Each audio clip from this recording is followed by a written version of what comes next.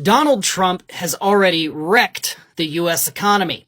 What's happening right now across the country is that foreign workers, who of course are not documented, they're terrified of being deported, they have decided to not show up to work, which according to farmers across the country is resulting in a massive issue because there's nobody to do the work. In California specifically, it is the peak of citrus harvesting season, and unfortunately, a lot of the workers that they hire, again, undocumented workers, are simply not showing up. So there's nobody to pick the citrus, and it's just sitting out there in the fields, and they're warning now that this could very quickly lead to a massive shortage across the country. But again, it's not just citrus farmers in California. This is the entire agricultural industry here in the United States warning us that even though we're not seeing the raids yet, the threat of the raids have been enough to cause a worker shortage.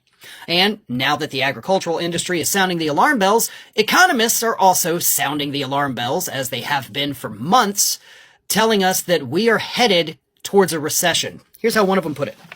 You are talking about a recession-level event if this is the new long-term norm. That is from Cal State Bakersfield economics professor Richard Gerhardt.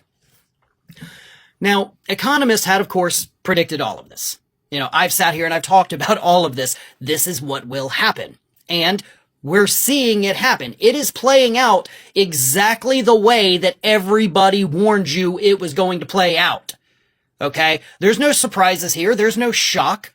The only thing shocking about it, as these economists are trying to tell us, is how quickly it could lead us into a recession.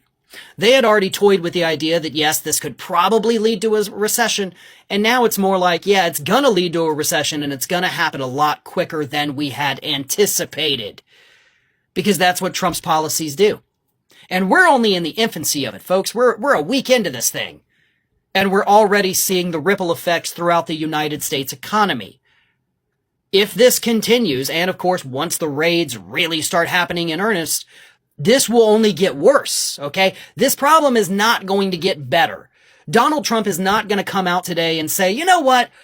Everybody can stay. You're fine. Go back to work. I screwed up on this issue. I'm not going to pursue it.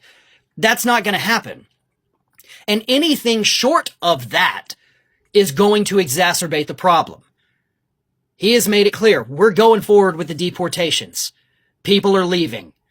And the more that threat lingers out there, the more likely these people are to simply not go into an area where they're afraid there's going to be a big ICE raid.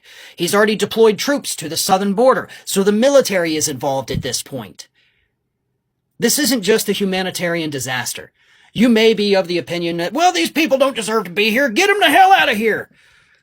Let's see how you feel a month from now. Hell, let's see how you feel right now with the price of eggs increasing by almost 40% in the last couple weeks. But let's see how you feel when you go to the grocery store and you either can't find the things you need because of the labor shortage, or you can't afford the things you need. That will happen. Both of those things are going to happen. Okay? I'm not throwing out hypotheticals here. I'm not trying to scaremonger you. I am telling you based on the available data, on the available things that are happening, all of those worst case scenarios that we predicted are gonna be here, and they're gonna be here a hell of a lot sooner than any of us thought.